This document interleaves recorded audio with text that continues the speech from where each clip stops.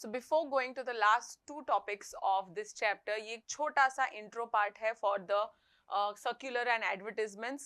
ये usually तुम्हारे textbook में along with the answer रहेगा, but otherwise we have kept it differently because yes, इसका एक different answer भी कई बार आ चुका है. तो सर्कुलर एडवर्टाइजमेंट क्या है, उसके क्या क्या प्रोविजन है हम लोग देखते हैं. वी रिमेंबर कि सर्कुलर हम लोग मेंबर्स के लिए भेजते हैं एंड एडवर्टाइजमेंट हम लोग पब्लिक के लिए भेजते हैं जब भी इन लोगों से डिपॉजिट एक्सेप्ट करना होता है. तो राइट, सो कंटेंट्स क्या क्या है इस सर्कुलर या एडवर्टाइजमेंट के. सबसे पहला स्टेटमेंट कि हमारा फाइनेंशियल पोजीशन क्या है, so that the depositors can think about whether they want to invest in a company और no. The portion of secured and unsecured deposit जो हम लोग देने वाले हैं.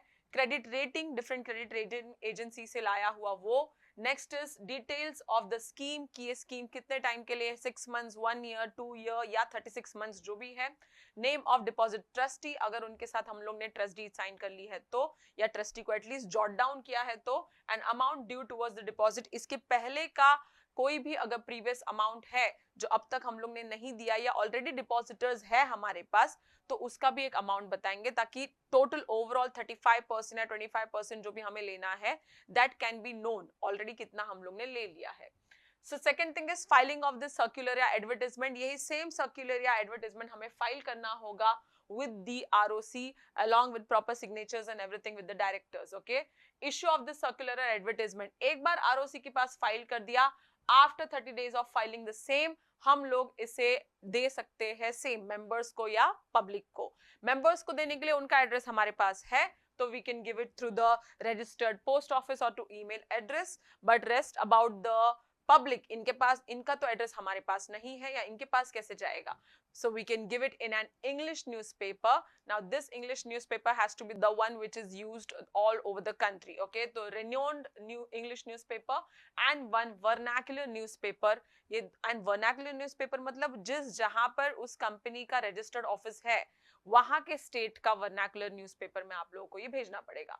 ओके, सो दिस इंपॉर्टेंट है, याद रखो. 30 days आफ्टर फाइलिंग हम लोग भेजेंगे. वन रजिस्टर्ड, अगर पोस्ट से भेज सकते हैं, अगर हमको सर्कुलर भेजना है तो advertisement can go through newspapers. Validity, ये सर्कुलर या एडवर्टाइजमेंट सिर्फ और सिर्फ बच्चा 6 मंथ्स के लिए वैलिड है. 6 months from what? from the date of the end of financial year in which it was issued, या तो annual general meeting के बाद में. Okay, whichever is earlier, but याद रखो not just from the date when it was the circular was given, वो वाला date नहीं है, from the date when the financial year ends in which it was issued or the date on which the annual general meeting was held.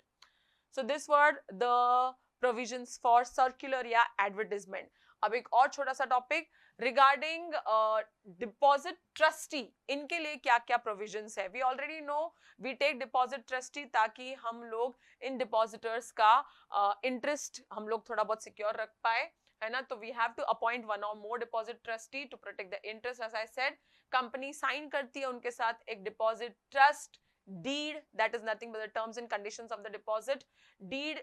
कब sign करनी है? At least 7 days before issuing the circular या advertisement. Along with that, कभी भी deposit trustee या 1/10 of the depositors को अगर चाहे तो वो लोग मीटिंग करके कंपनी की चीजों के बारे में डिस्कस कर सकते हैं. तो this was all about the two provisions, circular and advertisement and the deposit trustee. Now the last 2 answers we will be going forward for that.